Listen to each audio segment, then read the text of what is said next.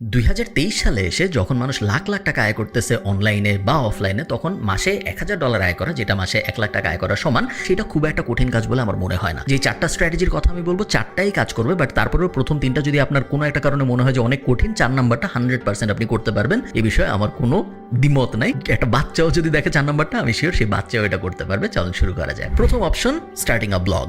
Blog শুরু করা, অনলাইনে আয় শুরু করার জন্য সবচেয়ে বেস্ট উপায়গুলোর একটা, এবং 2023, 24, 25 সালে এসেও একটা ব্লগ থেকে যত সহজে অনলাইনে আয় করা যায় এবং যত স্ট্রিমড লাইন উপায়ে অনলাইন থেকে আয় করা যায়, তত অন্য কোনো কিছু থেকে যায় বলে আমার মনে হয় না। মজার ব্যাপার হইলো, আপনাদের কোনো কোর্স করতে হবে না, কারণ আপনারা যদি প্যাসিভ জার্নালের ইউটিউব চ্যানেলে যান, 2017-18তে আমি একটা কোর্স বানিয়েছিলাম, ওইটা এখন প্যাসিভ জার্নালের ইউটিউব চ্যানেলে ফ্রিতে পাওয়া যায়, এবং ওইখানে ওই কোর্সের ভিতরে আমি একটা ব্লগ বানায় সেই ব্লগ থেকে আয় করেও দেখাইছি মাসে $500-600, এবং তারপরে ওই ওয়েবসাইটটা আমি $15,000 বিক্রি করেও দেখাইছি। পুরাটা আমার ল্যাপটপ স্ক্রিন রেকর্ড করে একদম লাইভ দেখানো। অনেক কিছু এখন আর হয়তো অত রেলেভেন্ট নাই, যেহেতু এটা 2017-18 সালের, বাট অনেক কিছু কিন্তু এখনো রেলেভেন্ট আছে। আর যদি তারপরেও আরো রেলেভেন্ট জিনিসপত্র আপনাদের দরকার হয়, তাহলে তো প্যাসিভ জার্নালে আপনি জয়েন করতে পারেনি, বাট জয়েন করা জরুরি না। শুধু ওইটা দেখে, ওই পুরা ইউটিউব সিরিজটা দেখেই আপনি ব্লগ শুরু করতে পারবেন। আপনি যদি ব্লগ শুরু করে অনলাইনে আয় করতে চান, স্টেপ 1 হবে ডোমেইন এবং হোস্টিং কেনা, এবং তার জন্য আমার রেকমেন্ডেশন হবে হোস্টিঙ্গার। হোস্টিঙ্গার এই ভিডিওর স্পন্সর, বাট যদি স্পন্সর নাও হইতো, তারপরে আমি বলতাম হোস্টিঙ্গার বা এরকম কোনো একজনের সাথে যেতে।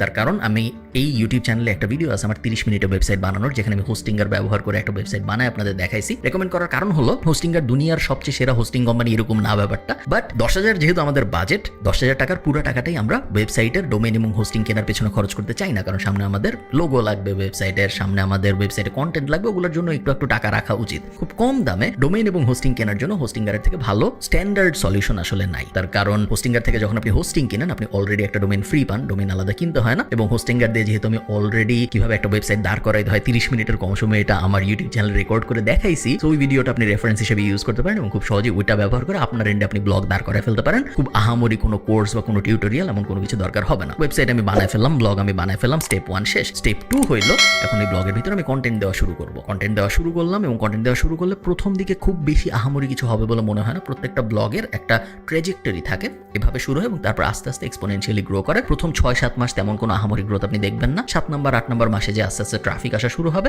12তম 11তম মাসে যে আপনি প্রথম আয়ের দেখা পাবেন বলে আমার মনে হয়, এবং যেটা আমি আমার নিজের এবং আমার হাজার হাজার স্টুডেন্টের সাথে হতে দেখেছি। আপনি যদি হোস্টিঙ্গার ইউজ করতে চান, ডেসক্রিপশনে লিঙ্ক দেওয়া থাকবে উপরে নিচে, যেখান থেকে ইচ্ছা আপনি ওই লিঙ্কে যেয়ে আপনি যদি আমার ডিসকাউন্ট কুপনটা ইউজ করেন, তাহলে একটা ডিসকাউন্ট সহ হোস্টিঙ্গার ব্যবহার করতে পারবেন। চলুন সেকেন্ড উপায়ে যাওয়া যায়। সেকেন্ড উপায় হলো starting an e-commerce business with a B2C angle. মানেটা কি?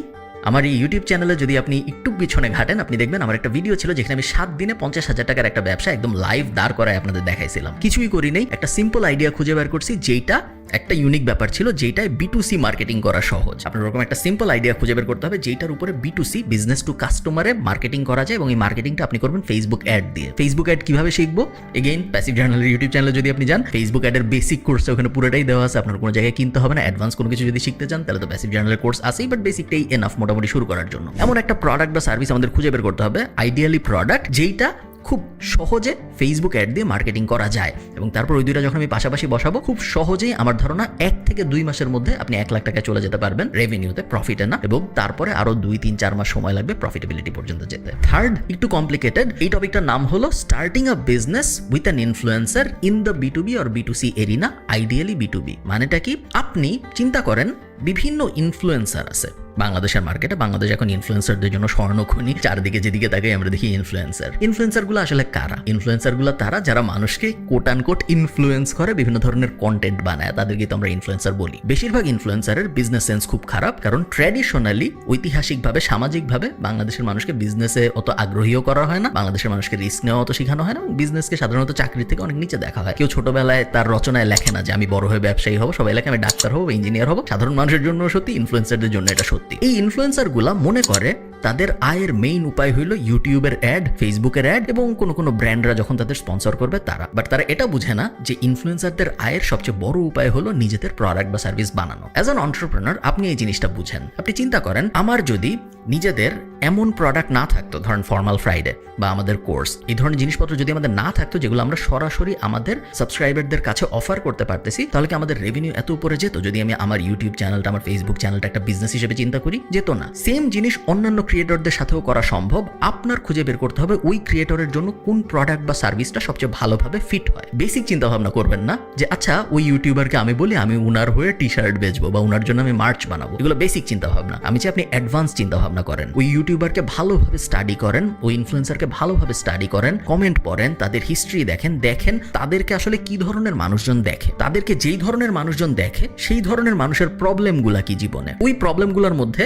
কোন কোন সলিউশন নিয়ে এই ইনফ্লুয়েন্সার কথা বলতে পারে এবং সেই সলিউশনগুলোর মধ্যে কোনটাকে নিয়ে একটা প্রোডাক্ট বা একটা সার্ভিস বানানো যায়। আমি কিছু বেসিক এক্সাম্পল দেই। কোন ইনফ্লুয়েন্সার মনে করেন বিদেশে থাকে, জার্মানিতে থাকে কথার কথা। ওই ইনফ্লুয়েন্সার জার্মানিতে কিভাবে গেছে? মাস্টার্স করতে, ব্যাচেলর করতে।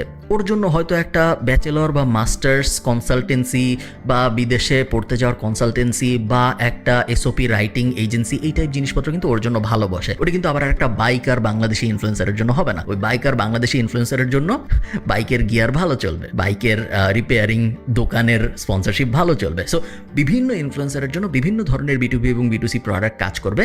আপনার বিজনেসের ব্রেইন ব্যবহার করে ফার্স্টে ফিগার আউট করতে হবে যে কোন ইনফ্লুয়েন্সারের জন্য কোন বিজনেস ভালোভাবে কাজ করবে। ওই বিজনেসের একটা প্ল্যান বানাইতে হবে। তারপরে এই ইনফ্লুয়েন্সারের যদি কোনো ম্যানেজার থাকে তার সাথে যোগাযোগ করতে হবে। ইনফ্লুয়েন্সারের সাথে কিন্তু আমরা যোগাযোগ করবো না, কারণ ইনফ্লুয়েন্সার মনে করে যে ও আমার তো ইউটিউব থেকে ইনকাম হচ্ছে, আমার তো ফেসবুক থেকে ইনকাম হচ্ছে, আমার তো দুই একটা ব্র্যান্ড ডিল আসতেছে, আমার জীবন ভালো। কিন্তু ইনফ্লুয়েন্সারের যে ম্যানেজার সে বুঝে, কারণ সে একটু এন্টারপ্রেনারিয়াল, এবং ম্যানেজার যদি ইনফ্লুয়েন্সারকে নতুন কোনো বিজনেসে কনভার্ট করতে পারে ওই ম্যানেজারেরও লাভ বেশি, কারণ ম্যানেজাররা সাধারণত ইনফ্লুয়েন্সারদের যে ইনকাম হয় ওটার পার্সেন্টেজ হিসেবে নিজেদের কমিশন পায়। তো আপনার ডিলটা মূলত হবে ম্যানেজারের সাথে। আমি হইলে এমন ইনফ্লুয়েন্সারদের টার্গেটই করতাম না যাদের আসলে কোনো ম্যানেজার নাই, কারণ আমার মতে তারা হয়তো বিজনেস সেন্সে ভালো না। এটা একটা ভালো আইডিয়া, একটু কমপ্লিকেটেড, বাট আমার ধারণা যদি আপনি ঠিকঠাক মতো করতে পারেন।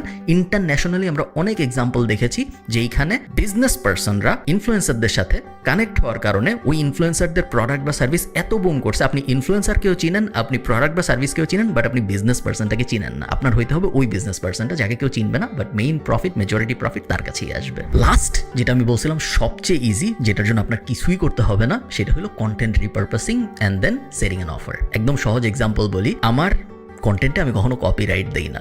আমার ইউটিউব কন্টেন্ট বলেন, আমার ফেসবুক কন্টেন্ট বলেন, আমি কখনো কোনো কপিরাইট দেই না। অনেক ফেসবুক পেজ আছে, Khalid Farhan, digital academy, passive জার্নালিটি, অনেক ফেসবুক পেজ আছে আপনারা জানেন, অনেক ইউটিউব চ্যানেল আছে আপনারা জানেন, যারা আমি যখনই কোনো একটা কন্টেন্ট আপলোড করি ওটা ডাউনলোড করে, কখনো তারা ওটাই আবার ডাউনলোড করে সরাসরি আপলোড করে দেয়, কখনো তারা ওটা কেটে ওই কন্টেন্টের ভিতর থেকে যে রিল বের হয়, ওই কন্টেন্টের ভিতর থেকে যে শর্টস বের হয়, সেগুলো আলাদা করে আপলোড করে তাদের নিজেদের প্রোফাইলে পেজে। কন্টেন্ট রিপারপাসিং যখন করা হয় সরাসরি তো একটা ইনকাম হয়। ফেসবুক তাদেরকে রিল ভিউয়ের জন্য টাকা দেয়, ফেসবুক তাদেরকে ভিডিও ভিউয়ের জন্য টাকা দেয়। তারা যদি ওইটা ইউটিউবে আপলোড করে, আমি যেহেতু কোনো কপিরাইট দেই না, সো তারা ইউটিউব থেকে ওটার থেকে ইনকাম পায়। ওটা একটা ডিরেক্ট ইনকাম, এবং তারা অনেক সময় আমার থেকেও বেটার টাইটেল এবং আমার থেকেও বেটার থাম্বনেইল ইউজ করে। সো এরকম কয়েকবার হয়েছে আমার ভিডিও আমার ফেসবুক পেজে আপলোড হয়েছে বা আমার ইউটিউব চ্যানেলে আপলোড হয়েছে, আমি হয়তো ভিউ পেয়েছি 50,000, বাট ওটা ডাউনলোড করে আরেকটু ভালো টাইটেল এবং আরেকটু ভালো থাম্বনেইল দিয়ে অন্য কেউ আপলোড করছে তার পেজে, ওটার ভিউ হয়েছে হয়তো 6 লাখ। এরকম অনেকবার হয়েছে আমার সাথে। আমার দেখতে খুবই মজা লাগে, কারণ আমার ভিডিওর কারণে তাদের ইনকাম হচ্ছে। এটা একটা উপায়, বাট আমি বলবো আপনি আরেক স্টেপ যান। শুধু এখানে কেন থেমে থাকবো আমরা? শুধু আমার সাথে করেন না ব্যাপারটা, একটা ক্যাটাগরি সিলেক্ট করেন যাদের সবার সাথে আপনি এই জিনিসটা করবেন। ক্যাটাগরি হইতে পারে ফুড কন্টেন্ট ক্রিয়েটর, ক্যাটাগরি হইতে পারে এডুটেইনমেন্ট ইনফরমেটিভ কন্টেন্ট ক্রিয়েটর আমার মতো মানুষজন, ক্যাটাগরি হইতে পারে যে কোনো ধরনের কন্টেন্ট ক্রিয়েটর। ওই কন্টেন্ট ক্রিয়েটরদের ভিডিও আপনি নেন, রিপারপাস করা শুরু করেন। ভিডিওটা আমি মূল ভিডিওটা নিব, ওটা কাটবো, কেটে ছেটে ওটাও আপলোড করব, এবং তারপরে রিল বানাবো, শর্টস বানাবো, ওগুলোও আমি আপলোড করব। তাহলে কি হইলো, আপনি জিনিসটা একটু ব্রডলি চিন্তা করেন দূরের থেকে। মানুষজন আপনার পেজটা বা আপনার ইউটিউব চ্যানেলটা কেন দেখতেছে? কারণ তারা এখন আর স্পেসিফিক একজনের উপরে আগ্রহী না, তারা একটা ক্যাটাগরির উপর আগ্রহী। আগে আপনার পেজটা তারা দেখতেছিল যারা ওই মানুষটার উপরে আগ্রহী, ওই মানুষের একটা ভিডিও আপনার সামনে আসছে আপনি দেখতেছেন, বাট এখন তারা ব্রড ক্যাটাগরির উপর আগ্রহী। আপনি যখন শুধু, আমার এক্সাম্পল দিয়ে আমি বলি, আপনি যখন শুধু আমার ভিডিও ডাউনলোড করে আপলোড করতেছিলেন, তখন আপনি যারা ওই ভিডিও দেখতেছে, আপনার পেজ যারা ফলো করতেছে, এখন তাদের কাছে কি বেচতে পারেন? আমার নিউজ লেটারের অ্যাফিলিয়েট হইতে পারেন, আমার কোর্সের অ্যাফিলিয়েট হইতে পারেন, আমি যদি নতুন কোনো প্রোডাক্ট বা সার্ভিস লঞ্চ করি ওগুলোর অ্যাফিলিয়েট হিসেবে ইনকাম করতে পারেন, একটা উপায়। আরেকটা উপায় হলো আপনি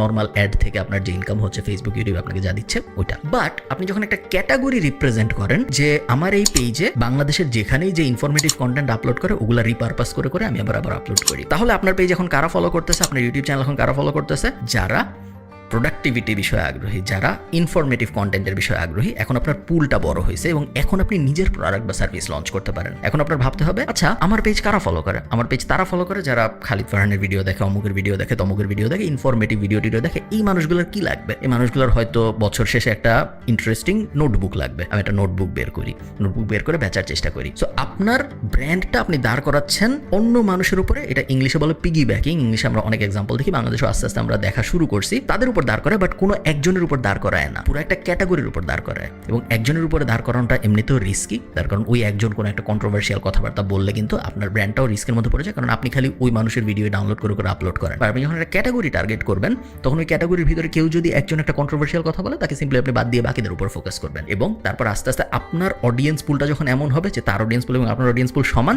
তখন আপনার শুধুমাত্র তার প্রোডাক্ট বা সার্ভিসে বেচতে হবে না, আপনি তখন নিজের প্রোডাক্ট বা সার্ভিস পুশ করতে পারবেন। শুনতে একটু কমপ্লিকেটেড মনে হচ্ছে, বাট অনেক বাংলাদেশি এক্সাম্পল আমি দেখছি যারা আমাদের পডকাস্ট নিয়ে এটা করে বেশ সফল হচ্ছে। তারা কিছুই করে না, জাস্ট আমাদের ভিডিও কেটে আপলোড করে এবং মাসে তাদের ইনকাম হয় 15,000, 20,000, 25,000, 30,000। আমার ধারণা এটা আরো বড় স্কেলে করা সম্ভব। এই 4টা মেথডের প্রত্যেকটাই কাজ করবে 10,000 টাকাকে 1 লাখ টাকা বানানোর জন্য। জাস্ট একটা ব্যাপার আমি বলে রাখি, যখনই আমরা বলি যে 10,000 টাকাকে 1 লাখ টাকা বানায় ফেলবো বা 500 টাকাকে 20,000 টাকা বানায় ফেলবো, তখন মাথার মধ্যে প্রথম যে ব্যাপারটা আসে সেটা হলো কি শর্টকাট নেওয়া যায়। কারণ আমরা একটা ম্যাসিভ জিনিস করতে যাচ্ছি, খুব কম টাকাকে অনেক টাকা বানায় ফেলতে চাচ্ছি, এবং শর্টকাট ছাড়া কি এটা করা সম্ভব? আমি বলবো সম্ভব। এবং আমি যে স্ট্র্যাটেজিগুলোর কথা বললাম, এগুলো প্রত্যেকটার কিন্তু প্রপার বিজনেস স্ট্রাকচার আছে। কোনোটাই এমন না যে আমি 10 টাকার বিটকয়েন কিনলাম এবং তারপর তারপরে আমি আল্লাহর কাছে দোয়া করবো যে 10 টাকার বিটকয়েন যেন 1 লাখ টাকা হয়ে যায়। ওইটা কিন্তু বিজনেস না, ওইটা হলো রিস্ক এবং না বোঝা একটা রিস্ক। আমি জানি না, আমি ইনফ্লুয়েন্সও করতে পারবো না, হবে নাকি হবে না। ট্রেডিং, ফরেক্স ট্রেডিং, এই ক্রিপ্টো ইনভেস্টিং, ওই টাইপ জিনিসগুলা খুবই রিস্কি জিনিস, এবং ওগুলা করে আপনি খুব স্ট্রাকচারালি প্রপার বিজনেস মেন্টালিটির হিসাবে কোনো একটা এস্টাবলিশড এন্টিটি দাঁড় করাইতে পারবেন না। এবং এই কারণে আমি ওগুলো সাজেস্ট করি নাই। আমি যা সাজেস্ট করেছি এগুলা একটু কষ্ট হবে, এই জন্য আমি বলছি 12 মাস সময় লাগবে। বাট আপনি যদি কষ্টটা করতে পারেন, 12 মাস পরে আপনি দেখবেন আপনার কাছে শুধুমাত্র 10,000 টাকা 1 লাখ টাকাই হয়ে যায়নি, একটা প্রপার বিজনেসও দাঁড়ায় গেছে।